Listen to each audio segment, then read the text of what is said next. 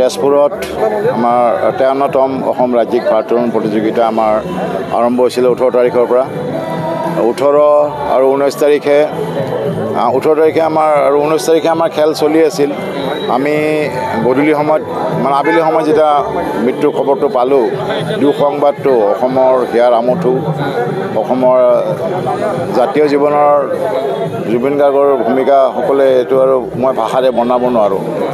গতিকে এই দুখ খবৰটো আহিছিল আমাৰ খেলৰ মাজতে তেতিয়া আমি লগে লগে খেলটো অলপ সময় স্থগিত ৰাখি যেহেতু এটা কণ্টিনিউৱাছ প্ৰচেছ চলি আছিলে আমি এইটো ষ্টপ কৰা দিগদাৰ তথাপি আমি ষ্টপ কৰিলোঁ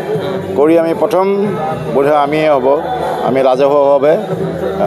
জুবিন গাৰ্গৰ আত্মাৰ সদ্গতিৰ বাবে আমি প্ৰাৰ্থনা জনাইছিলোঁ তাতে সমূহ ৰাইজ আমাৰ খেলুৱৈসকলক লৈ মঞ্চৰ পৰা তাৰপিছত আমি তেওঁক আকৌ তেজপুৰৰ বিভিন্ন অনুষ্ঠান হৈছিল তাতেও আমি তেওঁৰ শ্ৰদ্ধাঞ্জলি জনাইছিলোঁ ভাৰতোলন সন্থাৰ তৰফৰ পৰা পিছত আমি চিন্তা কৰি পেলাই আজি 20 আৰু 21 তাৰিখৰ যিটো আমাৰ খেল আছিলে এই খেলখিনি আমি বাতিল কৰিলোঁ জুবিন গাৰ্গৰ আত্মাৰ প্ৰতি শ্ৰদ্ধাঞ্জলি জনাই আমাৰ খেলুৱৈসকল তৈয়াৰ হৈ আহিছিলে যে বহুত কষ্ট কৰি তেওঁলোকে এক বছৰ তৈয়াৰীটো কৰে কৰাৰ পিছত তেওঁলোকে কৰে কিন্তু যিটো পৰিস্থিতি সাময়িক পৰিস্থিতি বুলি লক্ষ্য ৰাখি আমি সেইটো বন্ধ কৰিবলৈ বাধ্য হ'লোঁ আৰু সেই দুদিনৰ যিটো খেল আছিলে এই খেলবিধ আমি আয়োজকে কোৱা মতে তেওঁলোকে আকৌ দুদিনৰ কাৰণে আমি অনুষ্ঠিতভাৱে আমি অনুষ্ঠিত কৰি কাৰণ কিহৰ কাৰণে আমাৰ প্লেয়াৰখিনিৰ যিটো ৰেংকিং থাকে তেওঁলোকৰ ইউথৰ প্লেয়াৰখিনি 17 বছৰৰ ওপৰ হৈ গ'লে তেওঁলোকৰ ইউথৰ এজ পাৰ হৈ যাব প্লাছ 20 বছৰৰ ওপৰ হ'লে জুনিয়ৰ এজ পাৰ হৈ যাব ছিনিয়ৰখিনিৰ কথা মই ভবা নাই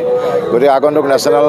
নেশ্যনেল আমাৰ চেম্পিয়নশ্বিপ আছে ডিচেম্বৰত সেয়েহে আমি খেলটো অনুষ্ঠিত কৰিম ধুনীয়াকৈ আকৌ যিখিনি আমাৰ ৰৈ গ'ল আমাৰ 6টা কেটেগৰী অলৰেডি কমপ্লিট হৈ গৈছিলে বাকীখিনি যিখিনি আছিলে এই দুদিনৰ আজি প্ৰগ্ৰেম 20 আৰু 21ৰ আমি সেইখিনি অনুষ্ঠিত কৰিম ঠিক পূজাৰ পিছতে আৰু ফিজিকেল এডুকেশ্যন বিষয়ত ডিগ্ৰী পাঠ্যক্ৰমৰ কাৰণে অসম তথা উত্তৰ পূৰ্বাঞ্চলৰ প্ৰথমখন শিক্ষানুষ্ঠান অভিৰুচি ইনষ্টিটিউট অৱ ফিজিকেল এডুকেশ্যন 2 বছৰীয়া ফিজিকেল এডুকেশ্যনৰ BPEd পাঠ্যক্ৰম আৰু 4 বছৰীয়া BPES পাঠ্যক্ৰমৰ বাবে নামভৰ্তি চলি আছে